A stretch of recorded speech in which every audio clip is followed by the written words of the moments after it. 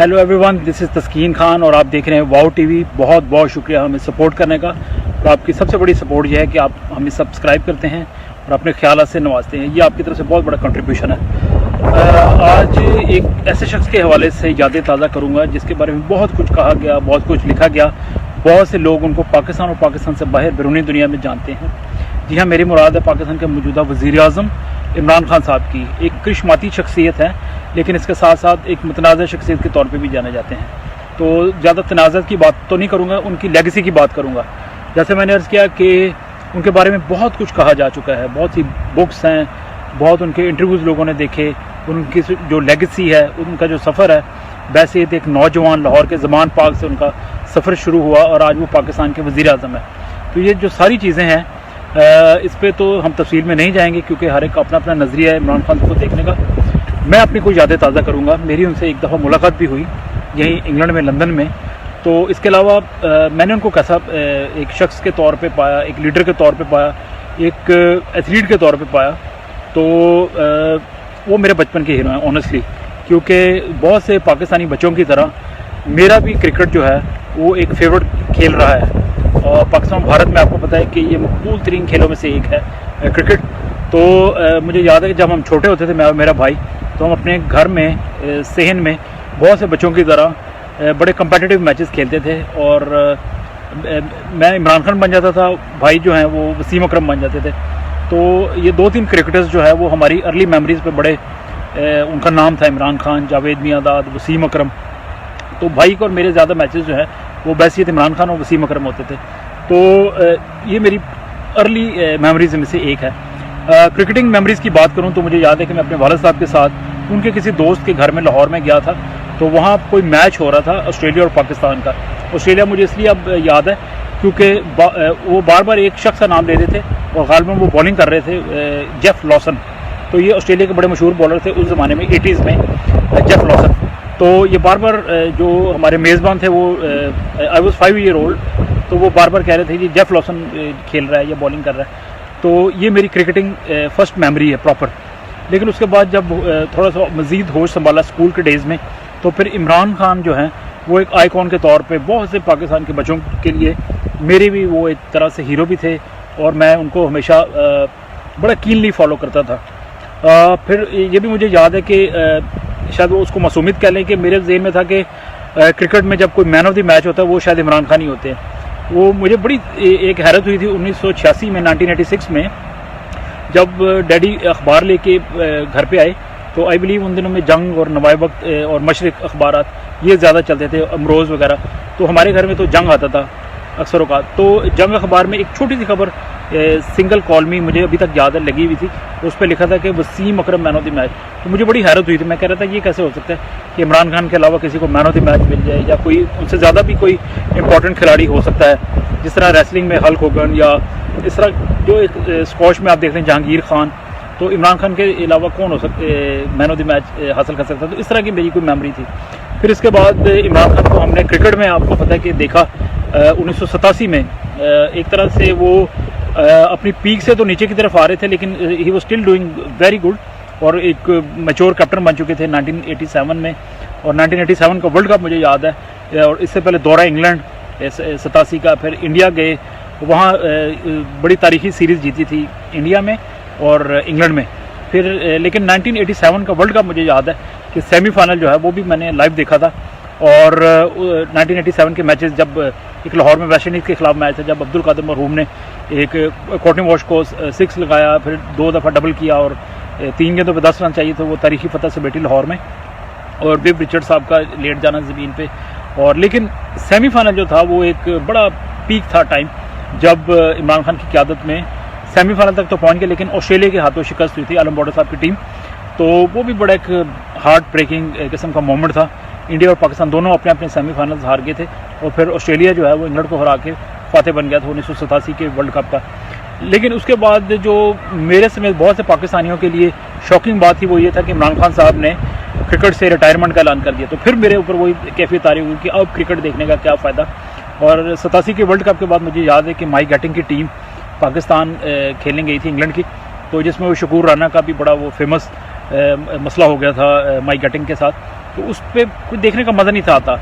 जावेद मियाँदाद अगरचे कैप्टन थे, लेकिन इमरान खान के बगैर स्क्रीन भी फीकी फीकी सी लगती थी और मैदानों में भी रौनक नहीं थी लगती मेरे पॉइंट ऑफ व्यू से। फिर ये हुआ कि इमरान खान साहब को उस वक़्त के सदर पाकिस्तान जनरल ज़िया-उल-हक साहब ने रिक्वेस्ट की कि आप वापस आए, और वो फिर वापस भी आए और दौरा वेस्ट इंडीज़ में भी गए। और उसके बाद फिर 1992 का वर्ल्ड कप किसको नहीं याद, तो वो पाकिस्तान को एक तारीखी फ़तह मिली 1992 में।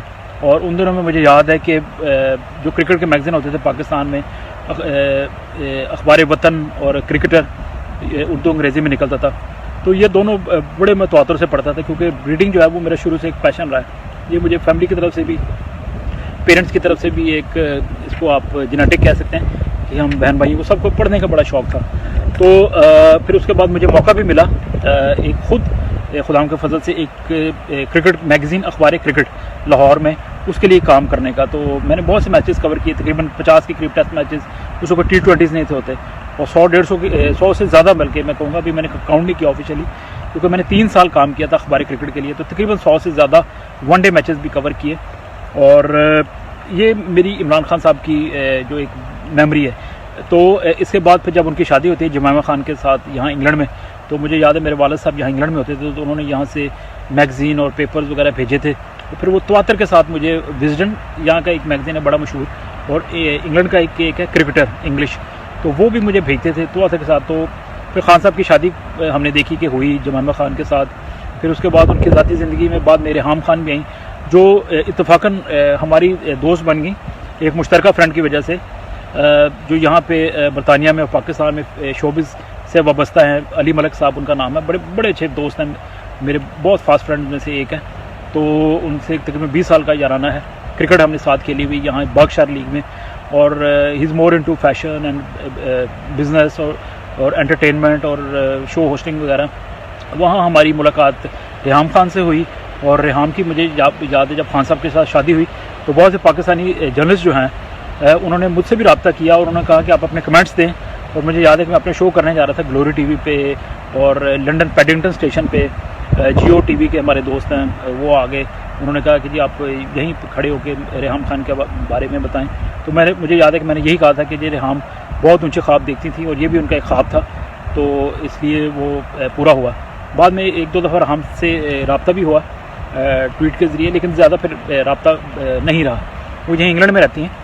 तो ये खान साहब की जो मेरी यादें हैं, ये थोड़ा सा एक उसका मैंने तज़किरा किया। फिर इसके बाद खान साहब ज़ाहिर है 92 के वर्ल्ड कप के बाद शौकत खानम हॉस्पिटल बनाया, और फिर उनकी मैंने बुक भी पढ़ी थी कॉर्नर टाइगर। और अभी रिसेंटली जब मैं पाकिस्तान गया हुआ था पिछले साल, तो लाहौर एयरपोर्ट पे मैं बैठा हुआ था, अपनी फ़्लाइट का वेट कर रहा था, तो एक बुक मैंने बाय की थी इमरान खान साहब के बारे में। तो जिनके खान साहब के बारे में बहुत सी बुक्स लिखी गई हैं, लेकिन उनकी जो 2-3 बातें मुझे अच्छी लगती हैं वो ये है कि वो शिकार करते थे, फिर टूरिज़म के ऊपर उन्होंने बड़ा जोर दिया, फिर जो नेचर है उससे बड़ा प्यार करते हैं। तो शायद इसी वजह से मुझे भी बड़ा लगाव है नेचर के साथ, और मैं बाहर पाकिस्तान से जाता रहता हूँ, इंग्लैंड से बाहर जाता रहता हूँ, और यूरोप और अमेरिका, और इस तरह मुझे एक्सप्लोर करने का, ये इसको आप मेरी हॉबी कह लें। थैंक गॉड कि मुझे मौका भी मिला है। फिर इसके अलावा ये है कि फिर सियासत में वो आ गए, ये भी एक बड़ा हैरानकुन मोड़ था, और इब्तदा में उनको किसी ने सीरियस नहीं लिया, लेकिन वो किसी तरह करते करते 20-22 साल हो गए। फिर 2011 में हम सबको याद है कि जब पाकिस्तान में वो एक इनकलाबी तौर पे उन्होंने वो मीनार पाकिस्तान पे एक तीसरी क़ुव्वत बन के उभरे और जलसा किया था। उसके बाद पाकिस्तान के बड़े बड़े जो टॉक शोज़ हैं उसमें उनकी जमात के लोगों को बुलाना शुरू कर दिया, वरना पहले हम देखते थे कि सिर्फ नून लीग और पीपल्स पार्टी इनके रुफ़का को बुलाया जाता था। लेकिन बाद में जब हमने देखा, ये भी एक निशानी मैं समझता हूँ होती है कि जब बड़े बड़े चैनल 3 कुर्सियाँ लगाना शुरू कर देते हैं कि जी पहले अपोजिशन वाले बैठे हुए हैं, हुकूमत वाले बैठे हैं, और साथ में एक तीसरी क़ुव्वत भी बैठी हुई है, वो भी एक बहुत बड़ी निशानी थी। फिर 2013 में हमने देखा कि जब वो इलेक्शन हार गए बावजूद इतने पॉपुलर होने के, तो फिर मायूसी तो फैली थी उनके सपोर्टर्स में, और मुझे भी थोड़ा अजीब लगा था, लेकिन शायद वो उनके लिए बेहतर था कि वो पहली दफ़ा एक मुनासिब क़ुव्वत बन के 30-35 सीटें लेके तो असम्बली में बैठे और अपोजिशन का किरदार अदा किया। फिर 2018 में उनको तारीखी कामयाबी मिली और वो पाकिस्तान के वज़ीर-ए-आज़म बन गए। अब थोड़ी सी पाकिस्तानी अक़लीतों के हवाले से ज़रा थोड़ी सी बात करते हैं। मुझे याद है कि जब PTI यहाँ बरतानिया में भी ओवरसीज़ जब उनके विंग्स होते हैं वो बन रहे थे, तो हमारे एक दोस्त है महसन मुश्ताक, मैंने उनका ग्लोरी टीवी के लिए इंटरव्यू भी किया, तो तो वो बड़ा मुझे कहते थे कि इमरान खान साहब उनको अपने बच्चों की तरह प्यार करते हैं और उनका विजन है कि पाकिस्तानी जो माइनॉरिटीज़ हैं उसके लिए वो कुछ करना चाहते हैं। और उनका एक तारीखी बयान भी है, जब ये 2011 के बाद जब PTI उभर के सामने आ रही थी तो उन्होंने कहा था कि हमने अपनी माइनॉरिटीज़ को VIP बनाना है। तो लेकिन मैं ज़ाती तौर पे इसलिए भी उनकी इज़्ज़त करता हूँ, उनके बारे में अगर बहुत सी कंट्रोवर्सीज़ हैं, कभी उनको तालिबान खान कहा गया, कभी 9/11 के बाद जब खान साहब बार बार कहते थे कि ये हमारी जंग नहीं है, जो दहशतगर्दी के खिलाफ आलमी जंग है, वॉर ऑन टेरर, तो ये पाकिस्तान से बाहर की जंग थी जो पाकिस्तान इसकी लपेट में आ गया। और इसके अलावा आपको याद है कि कंटेनर तहरीक के तो बाद में आई, उससे पहले जब नेटो की सप्लाई लाइन बंद करने के हवाले से वो उनकी जब KPK में गवर्नमेंट थी तो उन्होंने नेटो सप्लाई लाइन बंद कर दी थी। तो इस तरह के बहुत से डिसीजन थे। और अभी रिसेंटली भी उन्होंने कौमी असम्बली में तकरीर के दौरान उसामा बिन लादेन को शहीद करार दे दिया, तो इस पर भी बड़ी कंट्रोवर्सी ने जन्म लिया। लेकिन मैं इसके बावजूद समझता हूँ कि कुछ ऐसे बड़े बड़े काम हुए हैं हमारी कम्युनिटी के लिहाज से। अगर क्रिश्चियन कम्युनिटी की बात करें तो आसिया बीबी की रिहाई का फैसला देख लें, खान साहब के दौर में हुआ है। इसके अलावा योनाबाद के असीनान जो थे वो भी 40 से ज़्यादा उनको जेल से छुटकारा मिल गया। फिर अभी नोयर इसराइल खोखर साहब पाकिस्तान के सफ़ीर मुकर्रर हुए हैं यूक्रेन में। इसके अलावा CSS में कामयाबी तो मिली है, बच्चों की मेहनत अपनी है, लेकिन ये है कि ये इन्हीं के दौर में हम देख रहे हैं कि कुछ बातें बहुत पॉजिटिवली हो रही हैं। तो ये इनकी बहुत अच्छी बात है और मैं उम्मीद बल्कि करता हूँ कि आने वाले दिनों में मज़ीद हम कुछ इस तरह की बातें देखें कि खान साहब की जो लेगेसी है अक़लीतों के हवाले से भी यादगार रखी जाए, गिनी जाए। कि हम बल्कि मैं खान साहब से रिक्वेस्ट करता हूँ कि वो कुछ ऐसा इलेक्टोरल सिस्टम अक़लीतों के लिए मुतारफ़ करवा दे जिस तरह वो बहुत ज़िंदगी उन्होंने बरतानिया में गुजारी है। तो 1 मैन 1 वोट की तर्ज पे एक जमहूरी अमल जो है वो पाकिस्तान में राइज होना चाहिए। ये जुदागाना इंतखाबात या मखलूत इंतखाबात, इससे जान छूटे। और इसके हवाले से मैं एक अलग प्रोग्राम करूँगा। मैं अपनी नाक़िस राय के मुताबिक जो मैंने ओवर द ईयर स्टडी की है या एक थोड़ा बहुत सोचा है, वो एक अलग प्रोग्राम में शेयर करूँगा कि पाकिस्तानी माइनॉरिटीज़ के लिए कौन सा इलेक्टोरल सिस्टम जो है वो बेहतर है। तो आखिर में मैं आपको बताऊं कि मेरी खान साहब से मुलाकात कब हुई। मैंने उनको कभी लाइव स्टेडियम में खेलते हुए नहीं देखा, क्योंकि लाहौर स्टेडियम में बाद में जब मैंने एज ए जर्नलिस्ट काम करना शुरू किया, स्पोर्ट्स जर्नलिस्ट, तब तो खान साहब रिटायर हो चुके थे। तो मैं ये अर्ज़ करूँ कि यहाँ बरतानिया में 10-11 साल पहले या तकरीबन 12 साल पहले शहजाद रॉय जो पाकिस्तान के बहुत बड़े सिंगर हैं, पॉप सिंगर, उनका इत्तेफाक यह है कि उनकी मेरी डेट ऑफ बर्थ बिल्कुल सेम है, महीना भी सेम है, डे भी सेम है और सन भी सेम है शहजाद रॉय का। उन दिनों में मैं फ्री लांस जर्नलिस्ट और एक मैगज़ीन रन करता था और साथ में फोटोग्राफी भी चलती थी, सारा कुछ खुद करना पड़ता था। तो उन दिनों में फिर मैं कवरेज करने के लिए गया था। शहजाद रॉय साहब की एक चैरिटी है ज़िंदगी ट्रस्ट, तो उसका उनका कोई फंक्शन था फंड रेजिंग, तो यहाँ डॉर्चेस्टर होटल में आई थिंक ग्रोविनर होटल में लंदन में, तो वहाँ पे खान साहब आए थे। फिर खान साहब से मुख्तसर मुलाकात हुई, उसकी एक तस्वीरी झलक भी है, वो आपको दिखाता हूँ। तो फंड रेजिंग के सिलसिले में आए थे और एक लोगों ने बड़े बड़े फंड्स दिए थे। तो खान साहब का मुझे जुमला याद है, वो खान साहब ने कहा था कि जब हम कैंसर हॉस्पिटल के लिए, शौकत खानम कैंसर हॉस्पिटल के लिए कैंपेन कर रहे थे तो लोग 5 पाउंड या 10 पाउंड देते थे, अब तो लोग 50-50 पाउंड दे रहे हैं या प्लेजेस कर रहे हैं। ये मुझे याद है। फिर वो बड़ा अच्छा एक फंक्शन था जिसमें बुशरा अंसारी, लॉर्ड नज़ीर और बड़ी बड़ी नामी ग्रामी शख्सियात जो हैं वो पाकिस्तान से भी आई थी, यहाँ बरतानिया से भी शरीक हुई थी। तो वहाँ फिर खान साहब के साथ मुख्तसर मुलाकात भी हुई, तो बड़े शफ़क़त के साथ उन्होंने थोड़ी बहुत बात की और फिर एक तस्वीर भी उतर गई।